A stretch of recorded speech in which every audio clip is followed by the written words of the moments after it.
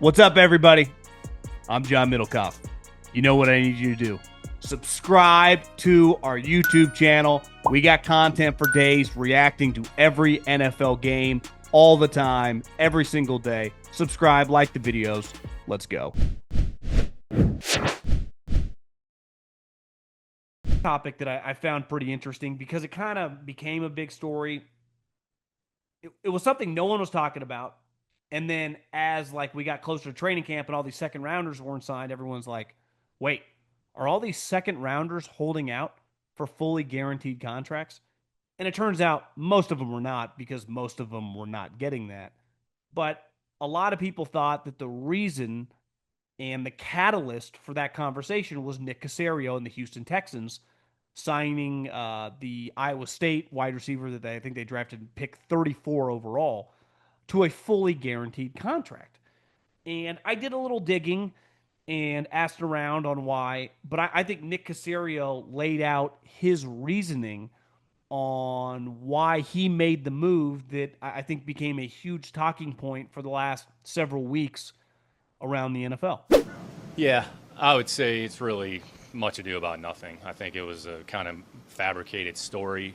Let's just take a step back. And again, when you're reading about this in the Wall Street Journal, everybody's got too much time on their hands. But just philosophically, when you look at, say, contracts in the second round specifically, so when you look at the top of the second round last year, I want to say, those contracts were 92, 93% fully guaranteed, right? So let's just kind of fast forward, adjust for inflation a little bit. There's probably going to be some marginal increase. So let's just say the number is, 3 to 5%, right? So that small margin that's left, it's a difference of, it's not that much. I mean, you guys are all smart. You can do the math. So, again, we're trying to get ahead and stay ahead on trends. Eventually, it was probably going to get there anyways. So we just felt like that was the right thing for us to do. And I think what happened after that, honestly, was a non-story that was made into a story. But, I mean, everything kind of worked itself out. I think all of us in the league, myself included, have anticipated, at some point, probably the first 4 or 5, you're going to end up at that spot anyways. So why wait around? Why kind of bicker back and forth, go back and forth on the agents? Get to a resolution. I mean, I think people that kind of know me and that negotiate with me, I'm kind of a bottom line guy. So let's get to the bottom line. Let's not hem and haw. And, if we think everybody's comfortable with it, then we're going to go ahead and move forward. It didn't really impact Ursary, which is a part of the second round. I think that was more of some other factors that led to kind of the stall there. So we're always going to handle business however we see fit, try to do it logically, be pragmatic about it, try to do it in a responsible way. So, again, the off-season, there's not a lot of things to talk about. So when I start being around in the Wall Street Journal, that, this is kind of, it's a nothing deal. Yeah, you know what Scotty Scheffler taught us? You drive for show, but you putt for dough. And the easiest way for you to make some dough, betting on this week's tournament on DraftKings. From the opening round through Sunday, DraftKings Sportsbook has you covered. Chris Gotterup, who just finished third at the Open and won the week before at the Scottish Open, betting favorite this week. Do think he's going to run out of juice. Do you know one name I like a lot? Tony Finau. Showed some serious life across the pond. You can get him right now to win the tournament, plus 350, or plus 3,500, excuse me. But plus 650 to top 5, plus 330 to top 10. Tony Finau has won this tournament before. So like Tony Finau a lot. Wyndham Clark, Mav McNeely, a couple other guys to keep an eye on, trending, trying to battle for a spot on the Ryder Cup team. Here's something special for first-timers. New DraftKings customers, bet 5 to get 150 in bonus bets instantly. Download the DraftKings Sportsbook app now. Use the code JOHN. That's code JOHN, J-O-H-N. I got an H in my name, J-O-H-N. For new customers to get 150 in bonus bets instantly when you bet just $5. Only on DraftKings.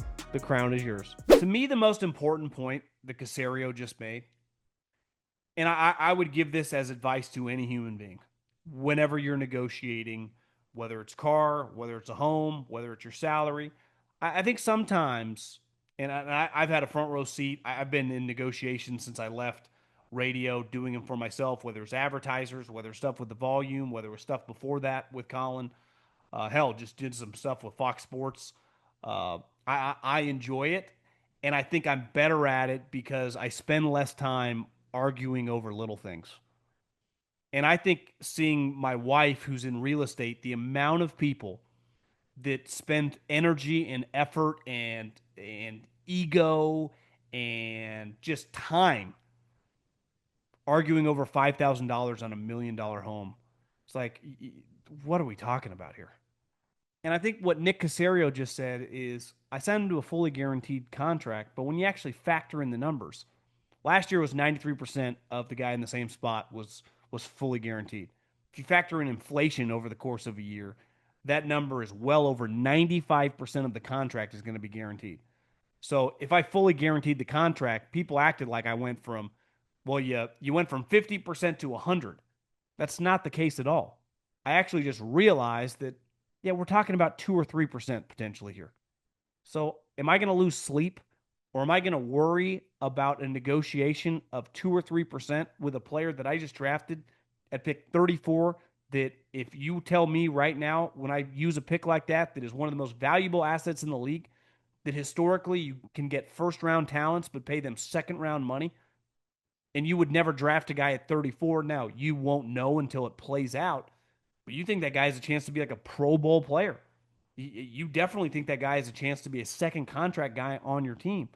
So to fully guarantee his contract is not that crazy. And then he discussed, well, yeah, we had another second rounder later in the round who didn't get a fully guaranteed contract. Why? Because the money was way bigger. I think once you start getting 50, 55, pick 60, well, 75, 80% of their contract was guaranteed. So when you talk about even factoring inflation, you're still going up 15, 18% to fully guarantee that contract. You're not going to do that. Like you typically don't get an 18% raise in a 12-month span.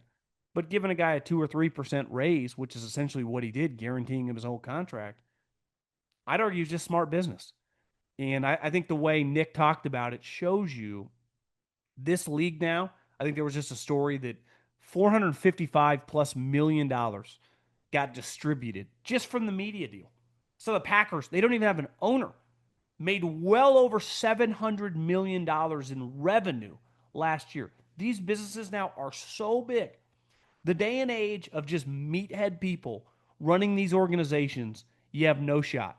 Now, it doesn't mean every GM is some great financial wizard. Obviously, guys lean on whoever is running the finances in the operation, your contract negotiator, your team president. Like you have people that master in that, right?